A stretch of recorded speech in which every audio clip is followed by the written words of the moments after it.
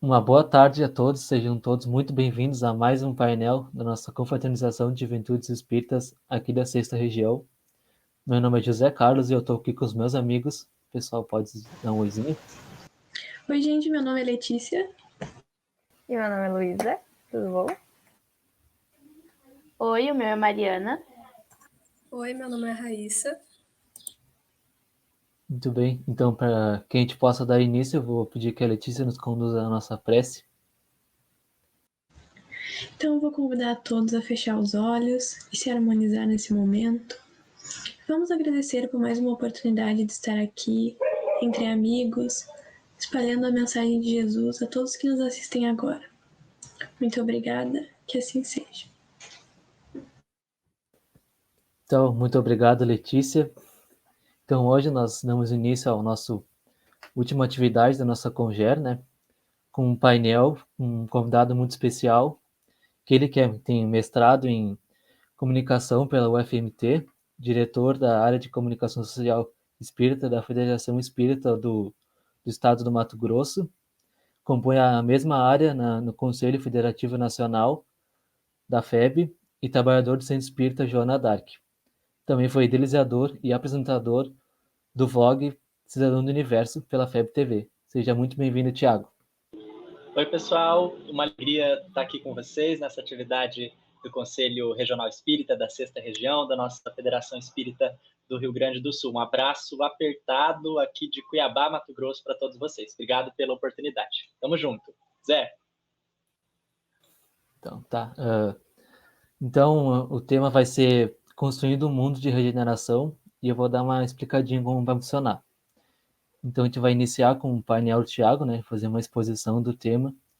E depois a gente vai fazer algumas perguntas para ele que as meninas prepararam. Então, contigo, Thiago.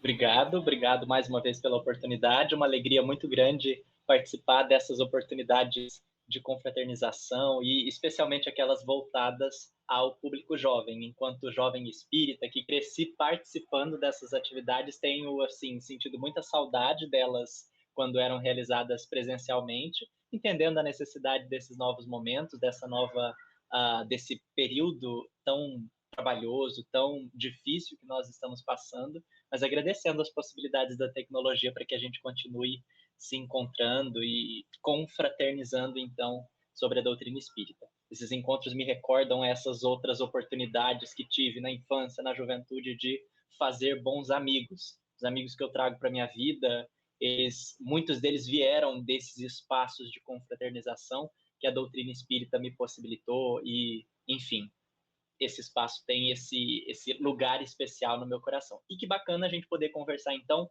sobre esse tema, construindo o mundo de regeneração. Preparei aqui uma breve apresentação para nortear a nossa reflexão, a nossa conversa, e para que a gente possa, então, partir as perguntas que foram formuladas, que serão formuladas aqui pelos meus jovens companheiros de tela sobre essa temática, construindo o mundo de regeneração, e espero que a gente passe por esses 4 grandes eixos a partir dessa temática, então, compreendendo o Zeitgeist com essa pergunta: qual é o espírito do nosso tempo, o que caracteriza a transição planetária, como colaborar enquanto jovens trabalhadores espíritas, enquanto jovens no mundo, mesmo sem ser do mundo, como é a orientação do Cristo, e, por fim, as perguntas e respostas compartilhadas, elaboradas aqui por essa equipe jovem.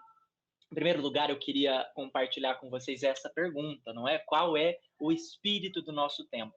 Zeitgeist é um termo utilizado por alguns românticos alemães, dentre os quais a gente poderia destacar o Johann Goldrich Herder e alguns outros, mas que acabou ficando mais conhecido na obra desse autor chamado Georg Friedrich Hegel, e que, na verdade, é um termo alemão, cuja tradução significa o espírito de uma época ou o sinal dos tempos. E uma interpretação mais apurada significa, então, o espírito do tempo, que é o conjunto de elementos que descreve o clima intelectual, sociológico, cultural de uma pequena região, uma cidade, um vilarejo, até um estado, alcançando o país e até mesmo o próprio planeta em cada época da história.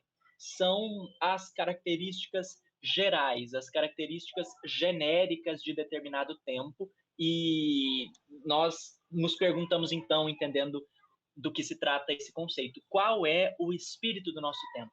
Se nós fôssemos partir de uma interpretação materialista, nós poderíamos dizer que o espírito do nosso tempo, aquilo que caracteriza os nossos dias, seria a desesperança ou mesmo a morte. Vocês sabem que a pandemia do novo coronavírus ainda não acabou e nunca antes na história da pátria do Cruzeiro nós imaginamos nos despedir de forma tão rápida de tantos companheiros. Somente no Brasil foram mais de 600 mil vítimas ou 60 mil desencarnações por conta do coronavírus, sem contar os números de todo o planeta, que tem caracterizado essa pandemia como o evento ou o episódio mais letal em 100 anos da história da humanidade. Por todo o planeta, nesse período de pandemia e já de antes da pandemia e, portanto, da própria quarentena que foi necessária, que segue sendo, aliás, havia esse clima de revolta, esse clima de insatisfação, de modo que pessoas foram às ruas em todo o planeta para reivindicar as mais variadas causas. Vimos ainda no ano passado as manifestações que tomaram conta do planeta, pedindo a valorização das vidas negras, dizendo vidas negras importam. Aqui no Brasil, as causas ambientais, suscitando os mais variados debates e, em uma interpretação materialista, essa revolta, entre aspas, poderia ser interpretada como esse movimento mesmo de revolta, de insatisfação, ou o próprio fim dos tempos, como algumas denominações religiosas preferem ainda utilizar. Em uma interpretação espírita, no entanto, nós podemos ver esses elementos como sinais, sim, de uma mudança, do fim de um ciclo de trabalho, mas de um ciclo que não significa o fim da nossa existência enquanto seres humanos. Não é o fim do planeta, é o início de uma nova era. São elementos dos mais variados e que têm mobilizado jovens nas mais variadas esferas. Enquanto juventude, nós temos por característica uma sensibilidade muito interessante de perceber essas causas sociais. Acompanhamos pelas redes sociais, acompanhamos pela mídia a forma como jovens das mais variadas regiões se engajam nos movimentos de transformação do nosso planeta. São eles, e aqui trazendo da minha experiência acadêmica durante a faculdade, que compõem os centros acadêmicos, que compõem os diretórios estudantis, que compõem, enfim, os movimentos dos mais variados. Em toda parte que nós formos observar, há a força jovem mudando, ou a força jovem se dedicando a uma causa que diz respeito à vida em coletividade. São eles que têm ocupado, somos nós, aliás, que temos ocupado as fileiras de partidos políticos, de movimentos como os de valorização da vida negra, os de respeito aos direitos LGBTQIA+, os feminismos dos mais variados, e aqui sem qualquer juízo de valor. Estou me reportando a uma constatação. Jovens, como nós, demonstram uma disponibilidade muito natural, aqui nós temos tratado por sensibilidade, para essas temáticas e tantas outras que dizem respeito à vida em comunidade, ou à construção de uma forma mais saudável de viver em comunidade. Esse momento histórico que nós estamos vivendo, de tantas mudanças, de tantas modificações, tem encontrado sintonia ou acolhimento especial no coração das juventudes. A pergunta que nos surge a partir disso é, junto dessas demandas emergentes, que encontram essa adesão excepcional entre o coração juvenil, como situar a contribuição junto ao movimento espírita?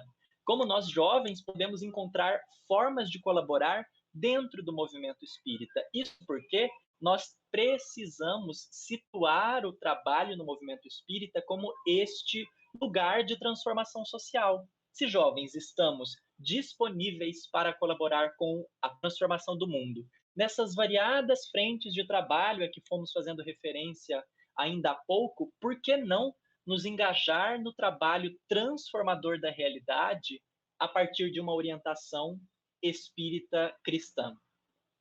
Eu acredito que é possível. E aí pouco importa, na verdade, a minha opinião pessoal. Quem diz isso são os benfeitores. É Allan Kardec e espíritos como Emmanuel, André Luiz, Joana de Ângeles. Eles situam o trabalho junto ao movimento espírita como este lugar de construção de uma nova experiência social.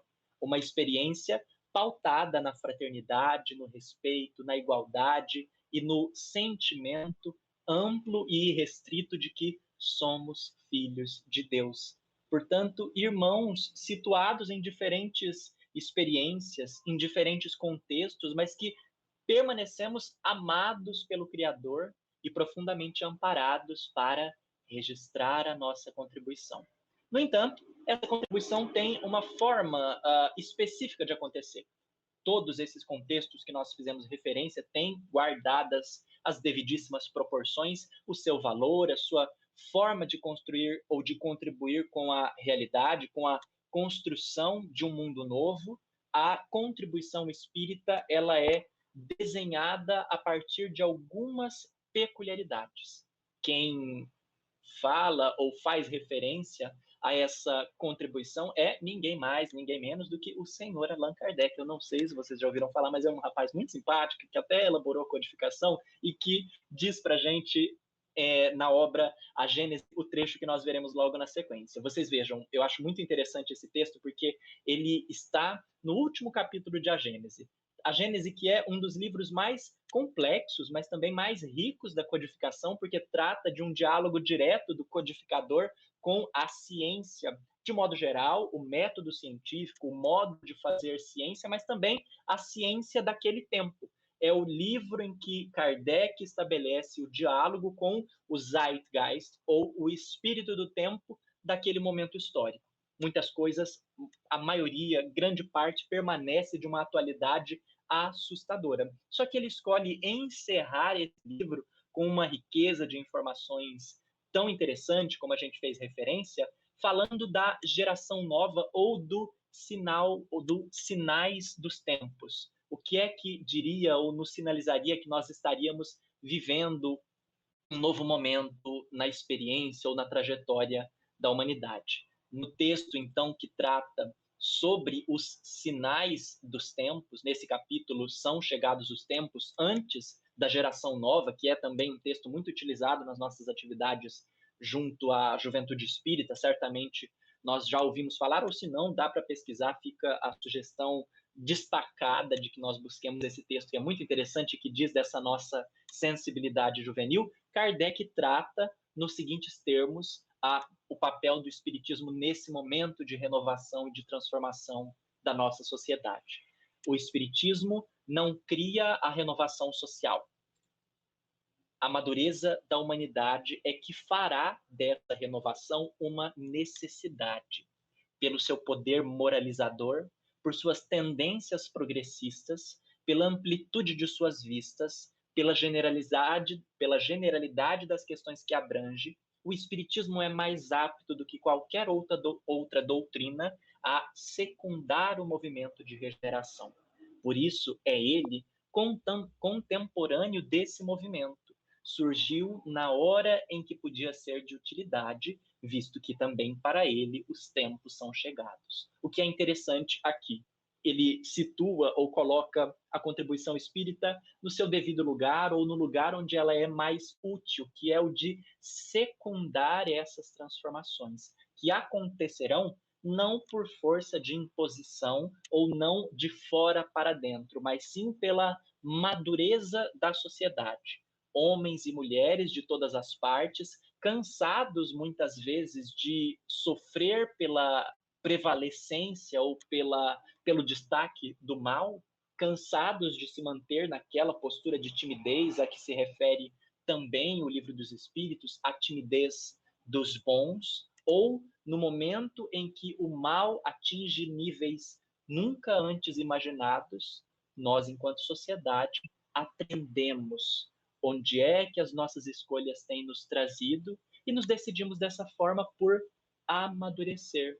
Ou o amadurecimento se processa sem mesmo que nós imaginemos. Mas, a partir daí, mais maduros, mudamos o rumo da nossa experiência enquanto humanidade e a doutrina está contribuindo para esse amadurecimento, para esse despertar, para que nos relacionemos uns com os outros enquanto o espírito imortal que nós somos. Portanto, o Espiritismo não cria a renovação social, porque isso é característico da somatória de experiências acumuladas pela humanidade, pelas pesquisas empreendidas nas mais variadas áreas do conhecimento. Mas temos elemento suficiente para secundar esse momento de regeneração. Sabemos da imortalidade da alma, sabemos da pluralidade dos mundos habitados, sabemos da realidade que é a comunicação com o mundo espiritual e sabemos que Deus é único e, enquanto inteligência suprema, delega ou acompanha por meio dos seus ministros a nossa evolução. O Cristo, enquanto coordenador planetário, é este embaixador encaminhado, encarregado pelo próprio Pai para nos conduzir à felicidade. Kardec segue dizendo nesse texto: se o Espiritismo viera mais cedo, teria esbarrado em obstáculos insuperáveis, houvera inevitavelmente sucumbido, porque satisfeitos com o que tinham, os homens ainda não sentiriam falta do que ele lhes traz. Hoje, nascido com as ideias que fermentam, encontra preparado o terreno para recebê-lo. Os espíritos, cansados da dúvida e da incerteza, horrorizados com o abismo que se lhes abre à frente, o acolhem como âncora de salvação e de consolação suprema. Portanto, uma reflexão muito certeira de Kardec, dizendo do quanto seria inócuo se um movimento renovador como o Espiritismo tivesse surgido antes, historicamente falando. Era necessário que a ciência se libertasse primeiro do tacão constrangedor ou subjugador da Igreja Católica. Era necessário que a sociedade tivesse amadurecido a ponto de respeitar as liberdades individuais e, portanto, cada uma das criaturas, ou pelo menos começado a pensar nisso, como já acontecia na França daquele momento histórico, para que os elementos estivessem colocados no lugar certo, para que aquela manifestação mediúnica das irmãs Fox chamasse a atenção da sociedade, aquela reunião das mesas girantes fosse acessada por um pesquisador interessado em escutar o que ninguém estava escutando.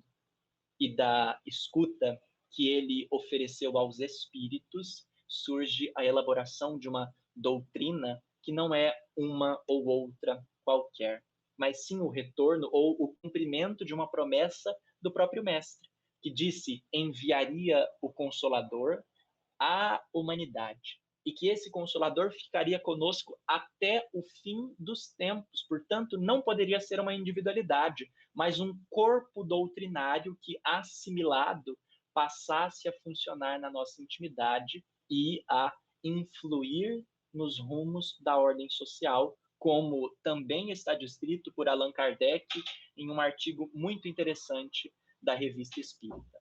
Nós estamos, portanto, nesse momento de identificar os desafios do nosso movimento espírita, mas vê-lo ainda como esse espaço de transformação social, por ser o espaço de contato com a doutrina espírita, que, cabe recordar, não veio para um número restrito de eleitos. A doutrina espírita é consolador prometido para toda a humanidade. Nós só somos aqueles que temos a responsabilidade de organizar a casa ou organizar o salão para a festa que vai acontecer logo na sequência. Nós somos, quando muito, os garçons dessa festa, colocados para oferecer na integridade a mensagem organizada pelo próprio Cristo. Nós estamos, portanto, nesse momento de mudança, descrito pelo espírito Bezerra de Menezes, numa mensagem muito interessante oferecida ao Conselho Federativo Nacional da Federação Espírita Brasileira, nos seguintes termos: o século XX, porém, pertencerá à ciência e à tecnologia. Nele, o Espiritismo poderá oferecer os instrumentos hábeis para confirmar a sobrevivência do espírito à disjunção molecular da carne, para oferecer uma filosofia otimista, capaz de tornar feliz a criatura humana, centrada na lei de causa e efeito, e, ao mesmo tempo, abrir o Evangelho para cantar a sinfonia incomum das bem-aventuranças, ensejando aos excluídos a luz mirífica do amor e a oportunidade da dignificação. É um momento ímpar na história da humanidade. Nunca antes nós alcançamos tantas conquistas tecnológicas. Vocês viram a vacina desenvolvida em tempo recorde. Nunca antes na história do planeta uma vacina tinha saído de forma tão rápida e obedecendo a todos os preceitos de efetividade e de eficácia necessários. São os dias da tecnologia, não necessariamente os dias da felicidade. E aqui está a contribuição espírita, oferecendo essa filosofia otimista ou o óculos necessário para que nós enxerguemos o mundo desses dias tão tumultuados e vejamos que há luz mais adiante.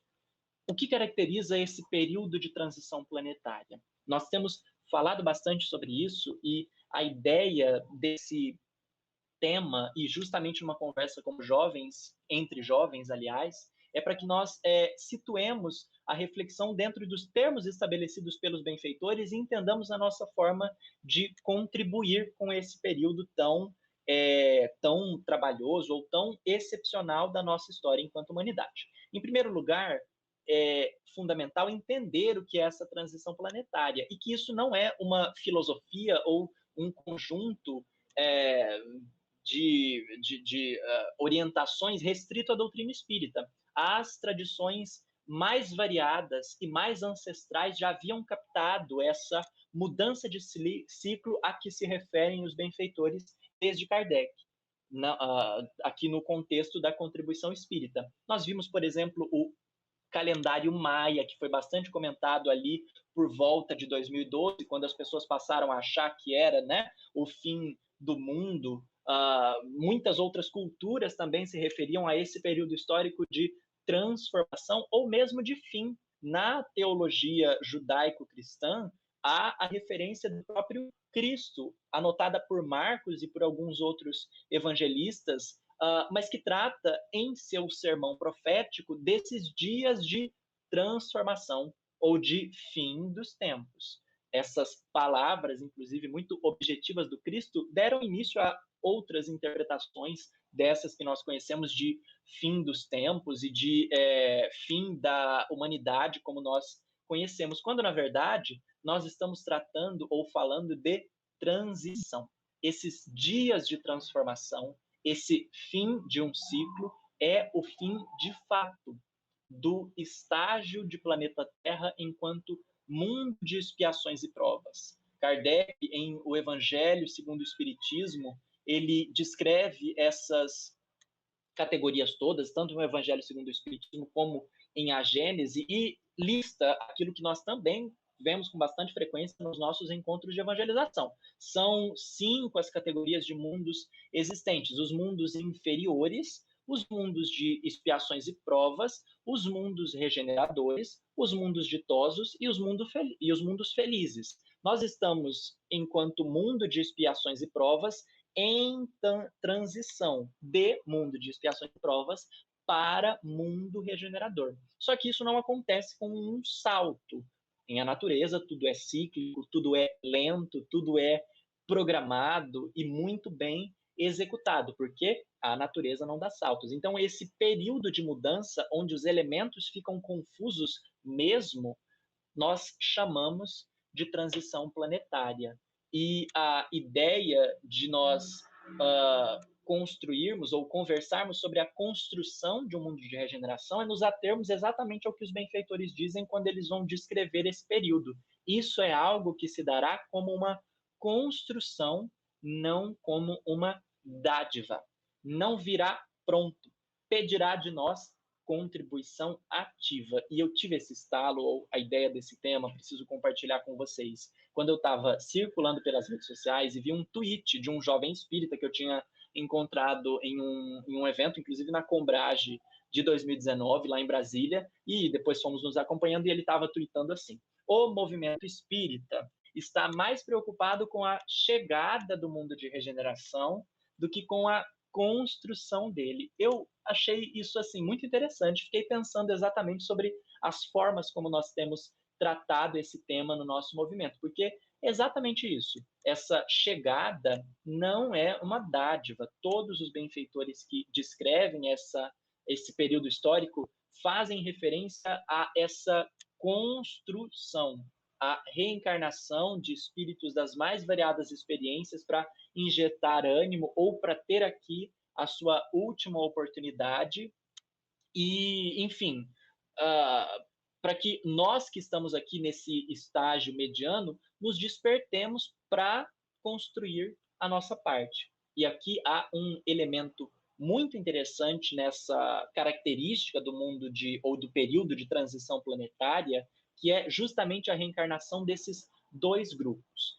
Há uma série de referências a essas experiências em inúmeras obras, mas aqui eu gostaria de destacar a referência trazida pelo benfeitor Manuel Filomeno de Miranda na obra Transição Planetária. Ele descreve em um dos capítulos dessa obra uma reunião que acontece na dimensão espiritual e que, diz ele estava lá, existiam alguns outros benfeitores e eles recebiam a notícia de que essa mesma reunião estava acontecendo em outras colônias espirituais naquele exato momento. E o que tinha de especial nessa reunião?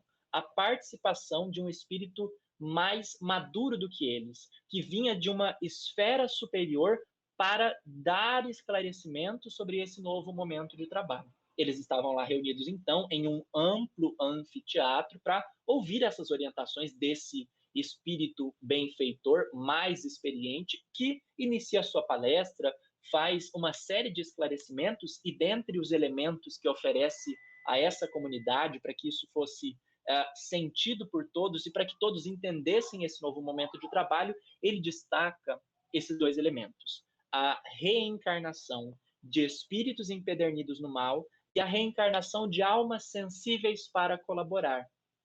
Com relação aos espíritos empedernidos, ele explica: as zonas espirituais inferiores, trevosas, estão sendo esvaziadas, porque não estarão em conformidade com o novo padrão mental, padrão psíquico da humanidade. Então, elas estão sendo acolhidas pelos benfeitores espirituais e esse esvaziamento acontece, dentre outras formas, pela reencarnação. Os benfeitores visitam esses espaços, acolhem com a colaboração das reuniões mediúnicas sérias existentes no nosso planeta e alguns desses espíritos são encaminhados à reencarnação para que tenham uma última oportunidade de despertar, uma última oportunidade de se sensibilizarem ao progresso e se decidirem pela mudança. Se não se decidirem, serão encaminhados a outros planetas, no fenômeno do exílio planetário ou das transmigrações planetárias, a que também faz referência a Kardec na obra básica, e que também nós temos comentado com alguma frequência. Mas o que é interessante perceber é que esses espíritos, então, reencarnam e dão sinais da sua contribuição, ou dão sinais da sua estada conosco. Nós temos recebido notícias pelas mídias, pelas redes sociais, dessas personalidades excêntricas, que chocam o bom senso, que chocam a sensibilidade humana e que parecem ter saído desse espaço de guerra ou desse espaço de desrespeito à sensibilidade humana. Nós temos visto notícias das mais variadas, o que nos alerta. Eles estão entre nós, tendo a sua última oportunidade e aqueles que não se decidirem não estarão abandonados. Serão acolhidos pela justiça divina, encaminhados a outros planetas condizentes com o seu estágio evolutivo e lá amparados para que aprendam, para que evoluam. De modo que a sua experiência pessoal ou sua relutância em desenvolver a sensibilidade não atrapalhem o desenvolvimento da humanidade que chegará à fase de regeneração invariavelmente. E, por outro lado, há aqueles espíritos maduros, sensíveis, os artistas, os poetas, os grandes educadores e pesquisadores de todas as épocas da humanidade que retornam também como missionários para registrar a sua contribuição, para nos inspirar pelo exemplo positivo, para dizer que é possível e nos recordar do melhor que a humanidade tem para oferecer. São os filhos que voltam para dizer o quanto é possível ser humano, o quanto é possível amar o nosso semelhante. Uma Madre Teresa de Calcutá, dentre tantos outros que nós poderíamos citar aqui e que vêm para inspirar o progresso geral das coletividades. Por que é que nós estamos dizendo dessas duas características? Porque são indícios de que esses dias tão desafiadores não são o final dos tempos, estavam previstos e é um período rico de aprendizado. É um período para que nós nos despertemos e registremos a nossa colaboração, porque são sinais esses que a gente está dizendo, e aqui eu entendo o quanto é difícil ou o quanto é trabalhoso assumir uma postura otimista nesse contexto de tantos desafios que nós temos vivenciado, mas é a postura necessária e muito possível de ser encontrada quando nós vemos esses indícios como sinais. Sinais de que a mudança está se operando. Sinais de que o Cristo está coordenando o processo e de que, mais adiante, haverá uma manhã indescritível, porque também dizem os benfeitores, a madrugada é sempre mais escura antes do amanhecer.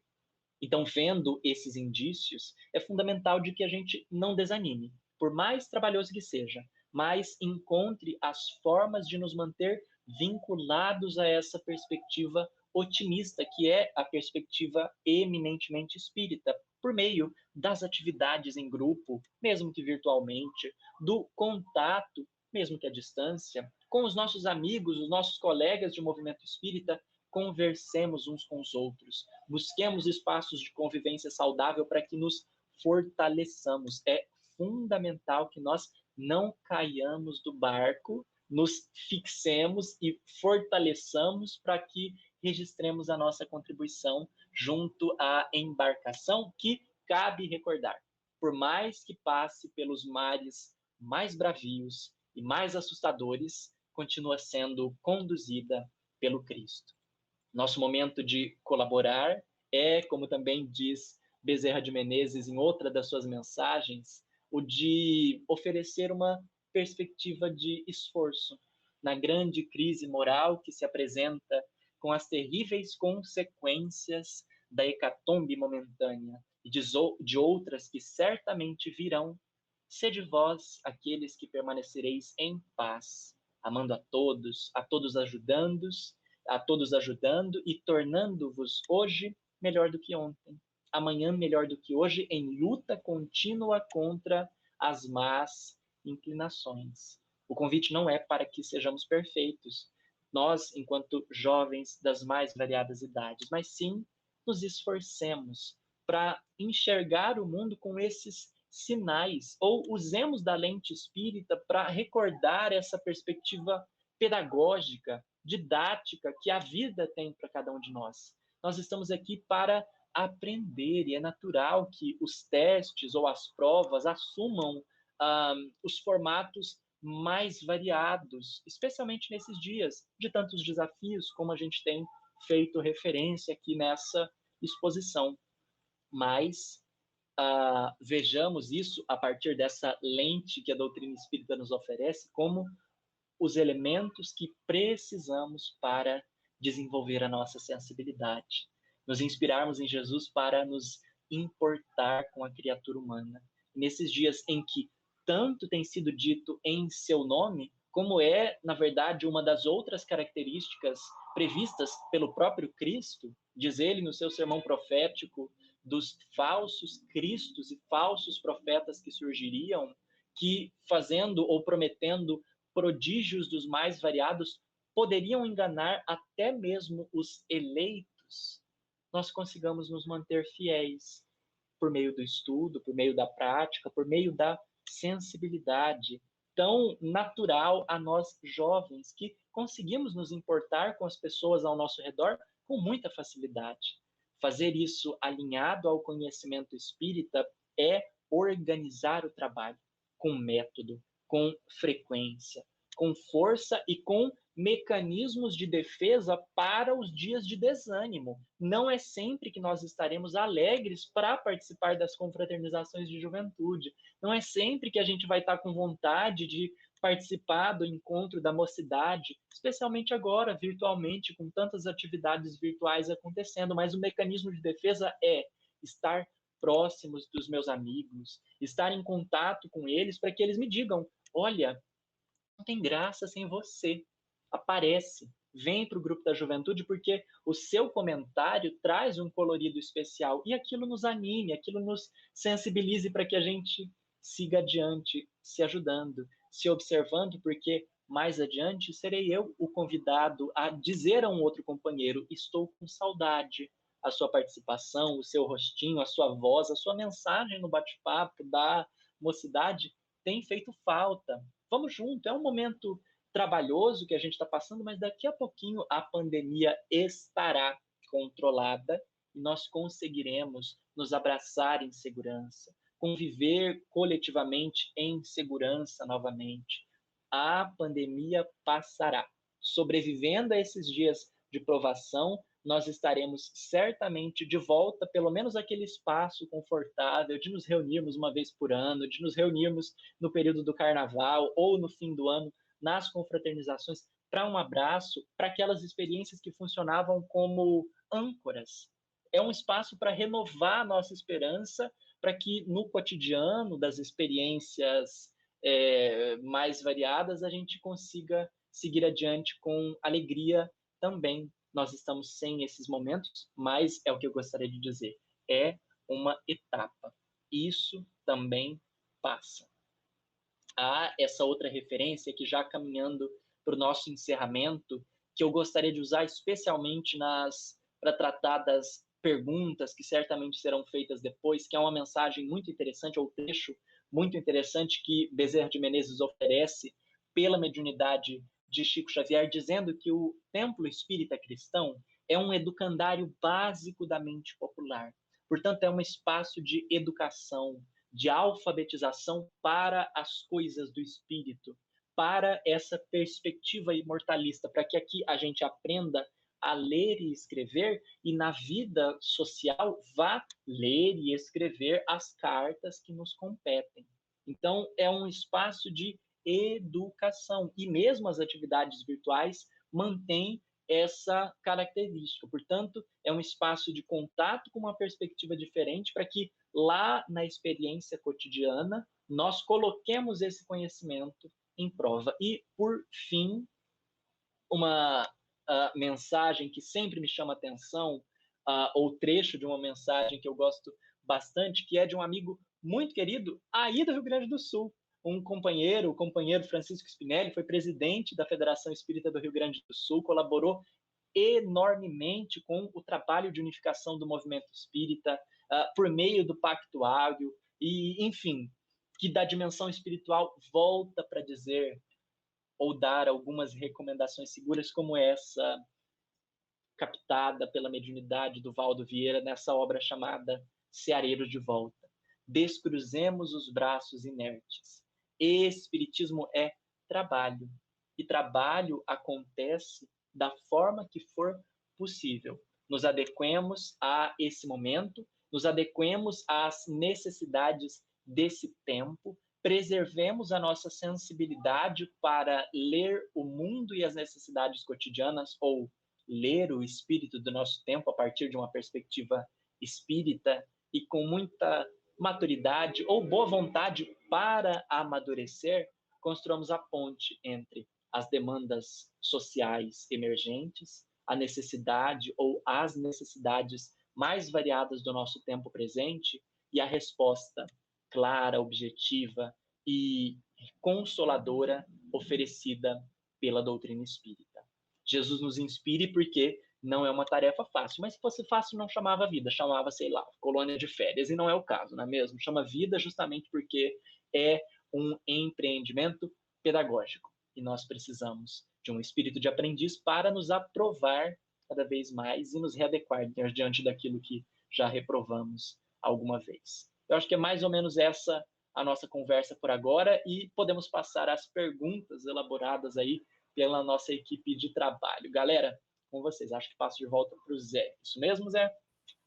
Isso aí, maravilha. É uma alegria muito grande te ouvir falar mais sobre esse tema, né, que é tão importante e tão atual, né, devido ao cenário que a gente vive. Então, tivemos muitas reflexões. Então, mas agora eu passo para a Luísa. Tem pergunta para o Thiago, Luísa?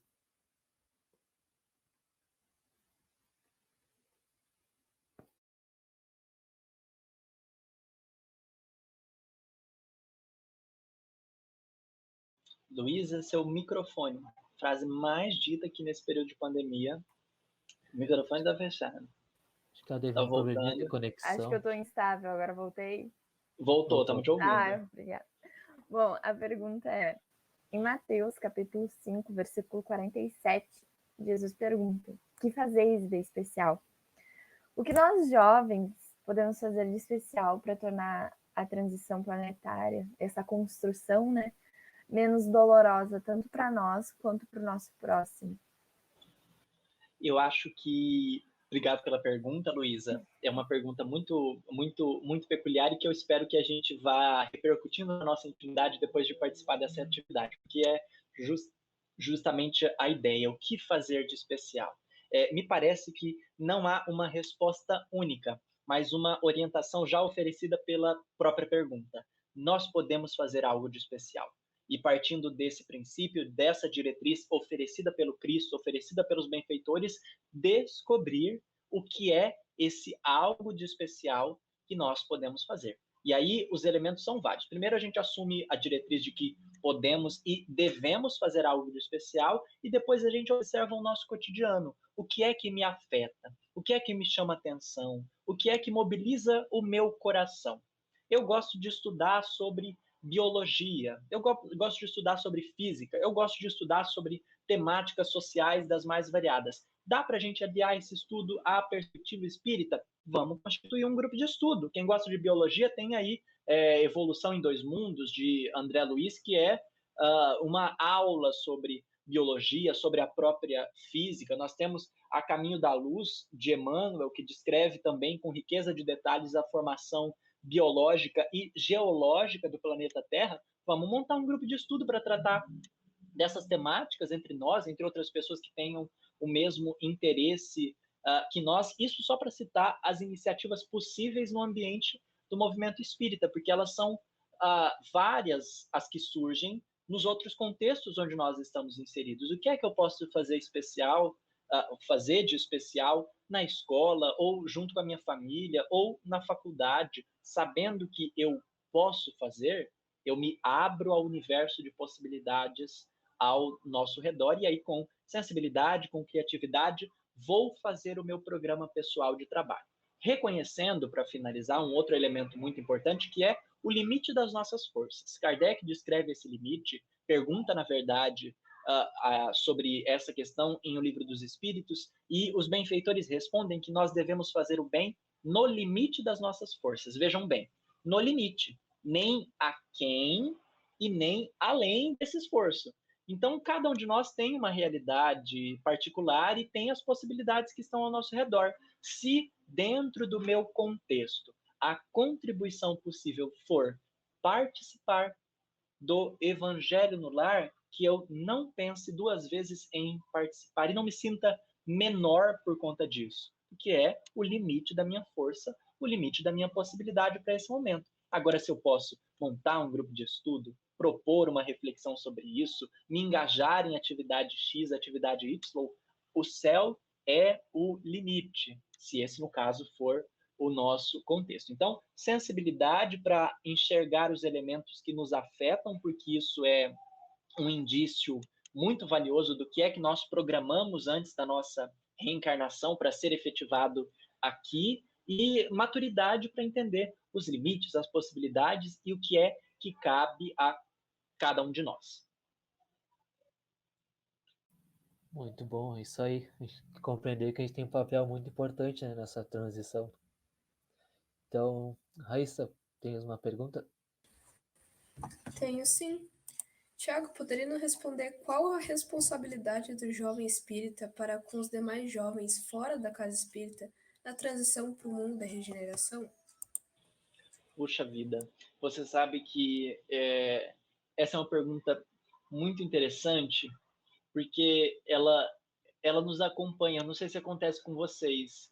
Acho que acontece, porque não é assim, nesse falo pela minha experiência de jovem, que sempre participei de muito cedo das atividades espíritas, da mocidade, antes da mocidade, né, dos ciclos de infância, depois da mocidade, os encontros de jovens, a gente sempre se pergunta sobre isso. Eu acho que, em primeiro lugar, é comum, é normal, é bom que a gente saiba que esse é um questionamento comum, que acontece com outras pessoas, e vá fazendo a nossa programação de estudo para encontrar as respostas possíveis. Para que a gente, mais uma vez, entenda o limite das nossas forças e não desenvolva aquela ânsia de salvadores da pátria. Não nos compete salvar ninguém, a não ser nós mesmos. Não nos compete, muito menos, converter ninguém para aqueles valores que iluminam, que aquecem o nosso coração. Agora, também não é inócua ou não é aleatória a nossa vinculação ao espiritismo nesse momento. Não dá para alegar que nós não sabemos, ou não dá para dizer que nós não sabemos da nossa responsabilidade. Então, me parece que a maior de todas as responsabilidades é iluminar o nosso coração, nos esforçar para sermos pessoas mais generosas, mais empáticas, mais sinceras, mais alegres que seja, e iluminando esse nosso coração, constituir uma luz, uma referência singela para as pessoas que estão ao nosso redor. Um exemplo, acima de tudo, de esforço. Esforço para a autotransformação, para que isso fique no universo de possibilidades dos jovens que estão ao nosso redor e, quando necessário, nos acionem. Percebam de uma forma que a gente tem para lidar com a dificuldade, com algum problema, e se questione, poxa, mas o fulano é tão esperançoso, ele é tão sensível nessa forma de ver o mundo, o que será que está por trás disso? E vem perguntar para a gente, ô fulano, o que está acontecendo? Por que você consegue se importar tanto assim com a criatura humana? Ah, meu amigo, é porque eu sou espírita. E na doutrina espírita a gente aprende que todos somos Cristo em potencial. Então, cuidado com a nossa intimidade, com as questões do nosso íntimo, coerência com aquilo que nós temos aprendido, estudado no movimento espírita, nas atividades espíritas, e o restante cabe aos benfeitores amigos, ao anjo da guarda de cada uma dessas pessoas e a essas próprias pessoas. Mas nos dedicarmos a esse educandário íntimo, me parece a nossa maior contribuição enquanto jovens espíritas para esse momento que nós estamos passando com relação a outros jovens. E, nesse sentido, nós vamos estando atentos e de coração aberto para outras possibilidades que surgirem, para um comentário que diga respeito enfim, ao nosso compromisso com a dignidade humana, o nosso respeito com a pessoa humana, enfim, porque vão surgindo essas outras ocasiões. E, em tudo, nos esforcemos para ser coerentes com aquilo que nós aprendemos, coerente com o que nós temos estudado enquanto espíritas desde há muito, porque o restante a Deus pertence, aos benfeitores pertence, e nós seremos convidados, então, a contribuir dentro do nosso limite e dentro das nossas possibilidades. Acho que responderia por aí. Isso aí, acho que a coerência é bem importante, né? Mariana, tens uma pergunta? Tiago? Tenho sim. Com decorrência da pandemia, aconteceram várias mudanças nas diretrizes da Casa Espírita, como atividade, reuniões online. Qual o papel do jovem na adaptação dos demais trabalhadores a esses modelos? O nosso papel também é uma pergunta muito interessante, porque a reflexão que tem nos acompanhado nesse período todo é, primeiro, de nos mantermos vinculados às atividades. É um cuidado primordial, porque nesse universo todo de novas atividades virtuais, é muito comum que nós nos sintamos saturados. Todas as nossas atividades foram para o ambiente virtual, escola, faculdade, pós-graduação, tudo está no ambiente virtual. Então, para a gente deixar de priorizar a atividade do Centro Espírita, é muito fácil.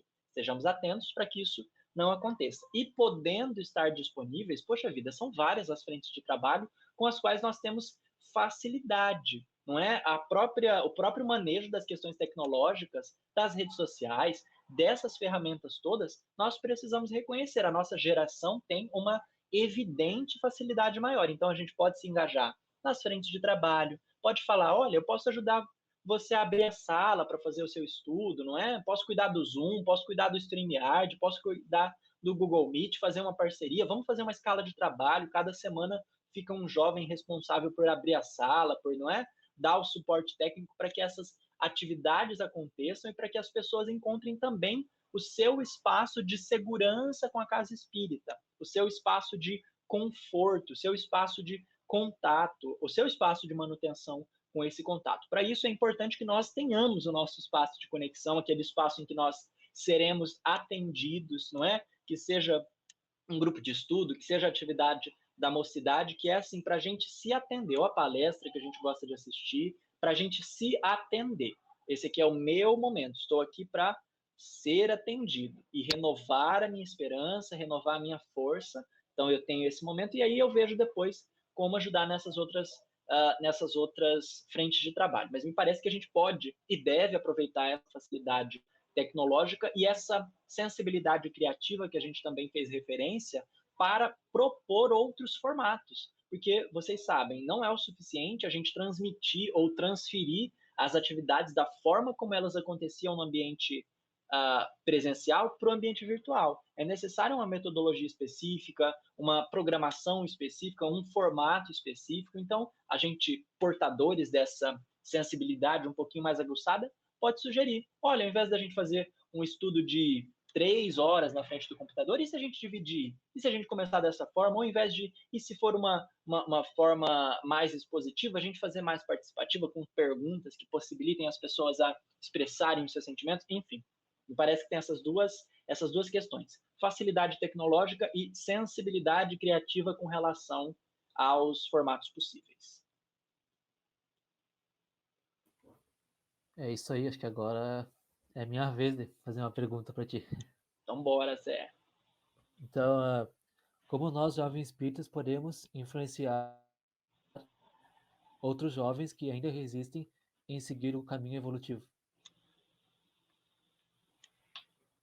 Pois então, acho que de uma forma ou de outra a gente acabou já abrangendo essa questão e gostaria de destacar essa característica de estarmos atentos ao nosso estudo, à nossa investigação pessoal, ao esforço para que espírita seja o nome do nosso nome. Eu acho uma expressão muito interessante essa, que é utilizada por Emmanuel em uma das suas mensagens, que está naquele livro chamado Religião dos Espíritos. Ele diz, seja espírita o nome do teu nome, como que dizendo, não importa quem você é a depender do contexto, naturalmente, importa que você seja espírita. E aqui cabe recordar a definição que Kardec dá do verdadeiro espírita. Não é o perfeito, é o que se esforça para domar as suas más inclinações, é o que se esforça para se conhecer e para se transformar. Portanto, cuidado com a nossa investigação, com o trato com a nossa intimidade, para que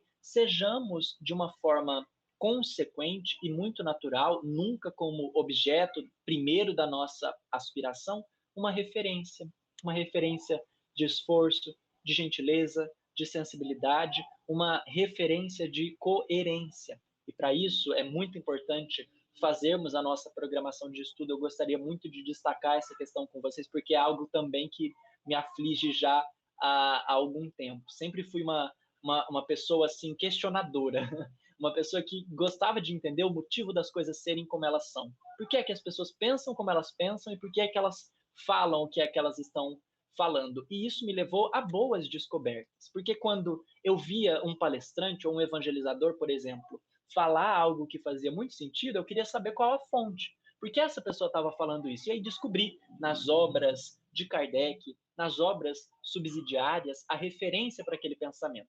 Agora, quando eu vi alguma coisinha assim que também não fazia muito sentido, que era mais assim, da opinião pessoal da pessoa do que do corpo doutrinário em si, eu queria saber, mas por que que essa pessoa está falando isso se Jesus falou diferente? E aí ia pesquisar, ia ler em Kardec, ia ler no Evangelho, ia ler em Manuel Filomeno de Miranda, André Luiz, aliás, ainda busco fazer isso, e isso tem oferecido essa referência primeira para a construção da nossa experiência enquanto espíritas. O espiritismo é aquilo oferecido por Kardec, por Jesus, naturalmente, como nosso modelo e guia, e pela obra complementar que guarda sintonia com o pensamento de Kardec. Os demais companheiros, palestrantes, evangelizadores, dos mais variados, são queridos, são inspiradores, mas o nosso compromisso de trabalho é com Jesus e com Kardec. Então, usar desse nosso ânimo para conhecer as coisas, para investigar a fonte real, a fonte primordial, que são esse conjunto que a gente fez referência, e disso construir a nossa experiência espírita para que, enquanto jovens esforçados para domar as nossas más inclinações, possamos naturalmente ser pessoas melhores de estar acompanhando, não é? Os nossos amigos, os nossos companheiros de jornada.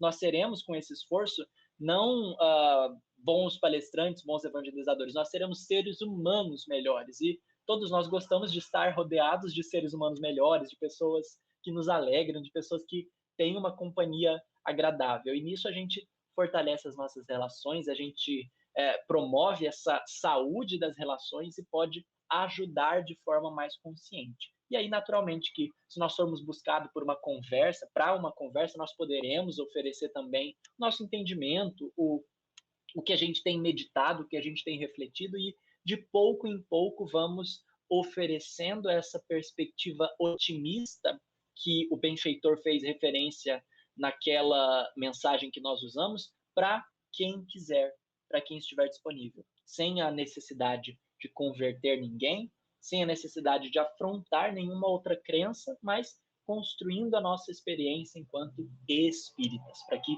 espírita seja o nome do nosso nome e o restante se processe de forma muito natural, espontânea e repleta de alegria, como deve ser a vida, não é mesmo? É isso aí. Então, partimos para a nossa última pergunta, que é com a Letícia. Vamos lá, então. Como jovens espíritas, como podemos fazer para nos tornarmos verdadeiros cidadãos do universo e levar a todos os cantos a palavra de Jesus frente a tantos preconceitos, bullying e perseguições? Acho que também a gente já acabou contemplando essa questão nesse sentido de entendermos o que significa ser espírita, entendermos a perspectiva do pensamento espírita, a resposta que o espiritismo oferece para tantas questões, todas essas problemáticas que nós fizemos referência lá no início, que têm sido bastante comentadas na atualidade, encontram em algum ponto da doutrina espírita uma resposta, uma contribuição muito rica. Então, a maturidade para estabelecer essas pontes de entendimento é fundamental, e nós alcançaremos isso com o estudo e a investigação séria dessas questões. Portanto, o estudo pautado em uma perspectiva verdadeiramente investigativa, como Kardec recomendava, me parece ser o caminho seguro para que nós entendamos ou registremos uma contribuição nesse sentido. O estudo nesse sentido também, ele pode favorecer o entendimento ou o fortalecimento da nossa identidade. Nós vamos entendendo aquilo que faz parte dos nossos valores, aquilo que a gente não negocia, aquilo que a gente não abre mão, para que, diante de uma situação de injustiça, nós saibamos nos posicionar, da forma que for. Seja falando, seja manifestando, seja silenciando, que também é um posicionamento muito saudável em inúmeras ocasiões, enfim.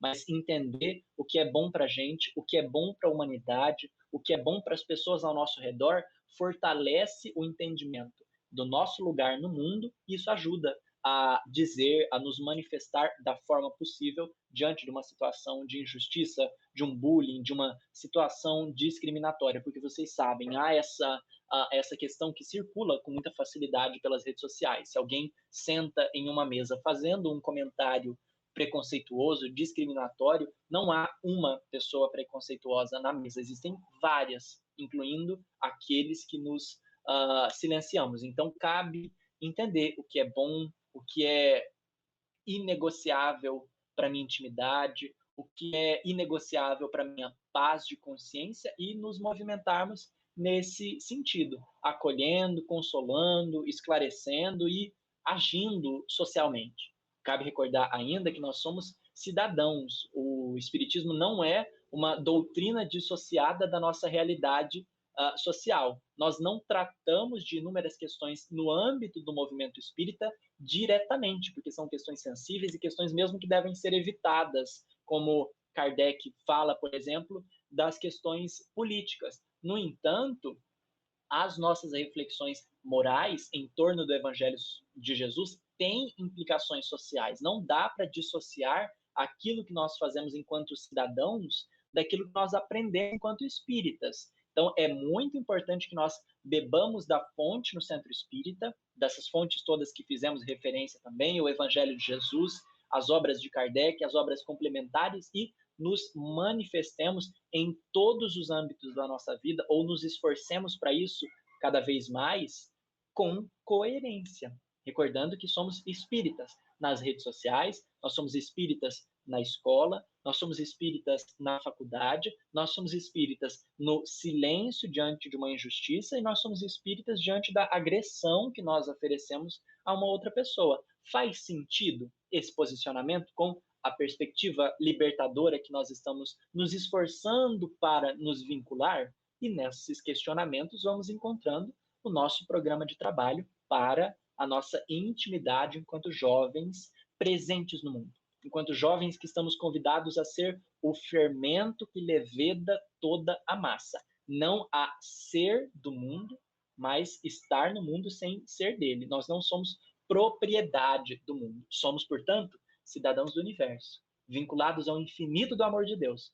Podemos colaborar em qualquer parte de todo o universo, mas que estamos, vocês vejam, diante dessa infinitude de possibilidades, encarnados no planeta Terra do século XXI, passando pelo evento mais letal em 100 anos da história da humanidade, vendo o que nós vemos pela mídia, pelas redes sociais, nos relacionando com as pessoas que estão ao nosso redor e vivendo os derradeiros dias da transição planetária.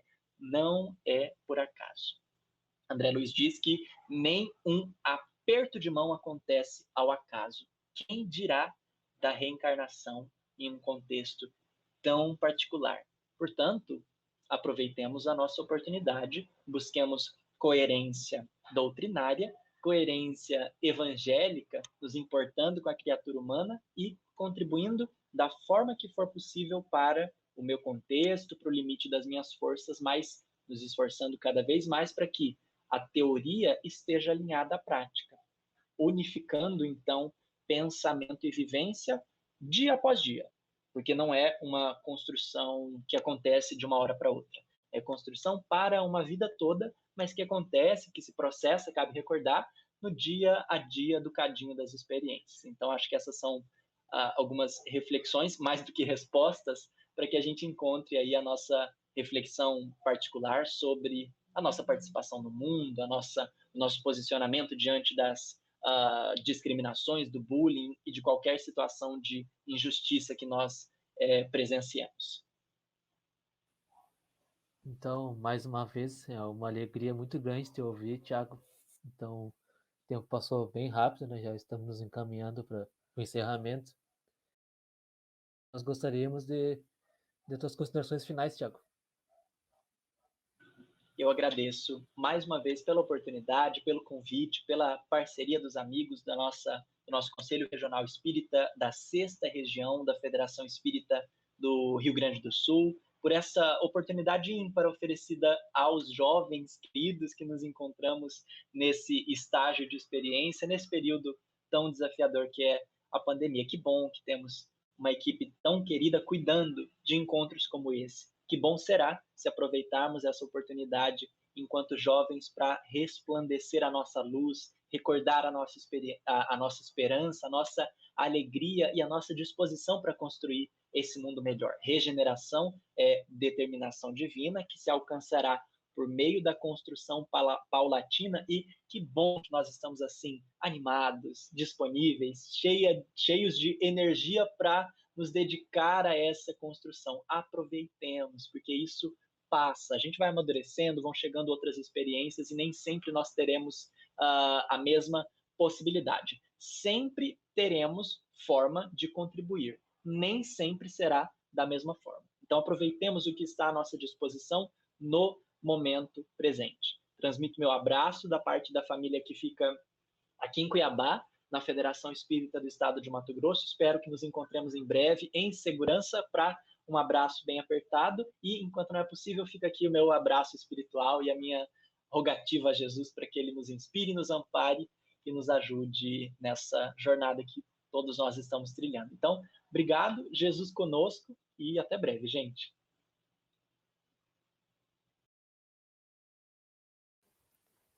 Então tá, da minha parte é só agradecer, né? Agradecer ao Tiago, agradecer a todos que estiveram aqui conosco, né? Nos assistindo, nos prestigiando em todo o evento em si. Então, muito obrigado a todos, aos jovens que estiveram aqui conosco.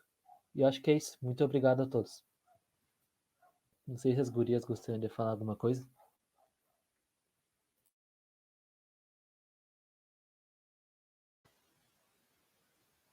Eu vou falar. Bom, primeiro, muito, muito obrigada pela disponibilidade, pelo teu tempo. Muito, muito, muito boa a sua exposição. Tocou em certos assuntos assim que foram muito esclarecedores para mim. E, enfim, eu realmente vou levar muita coisa assim para as minhas próximas atitudes, para os meus próximos pensamentos. E queria agradecer tanto a ti quanto os meninos e o José Carlos, que essa é a nossa última live da Congera, então é muito especial de ter aqui. Muito obrigada mesmo. Eu também queria agradecer ao Thiago, né, pela disponibilidade. É uma honra, eu acho que falo por todos, né? Como é maravilhoso as reflexões que a gente toma durante o evento. Agradecer ao pessoal que está nos assistindo, os jovens, evangelizadores, trabalhadores do movimento espírita, que nos acompanharam aqui no YouTube, nas oficinas, né? Que a gente trouxe esse evento para vocês, de jovem para jovem, de coração, com amor e carinho, e a gente recebe esse carinho sempre com os recadinhos de vocês, então a gente só tem que agradecer mesmo. Muito obrigada por todos.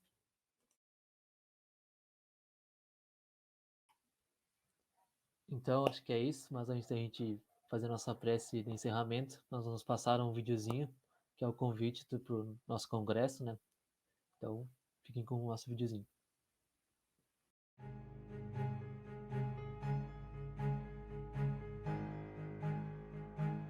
Hoje, a humanidade está madura para lançar o olhar a alturas que nunca tentou divisar.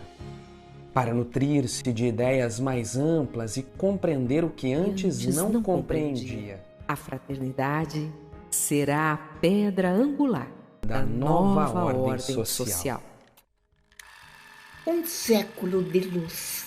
A Federação Espírita do Rio Grande do Sul foi edificada por homens e mulheres que plantaram as raízes do entendimento e juntos exemplificaram a influência amorosa do Espiritismo na sociedade.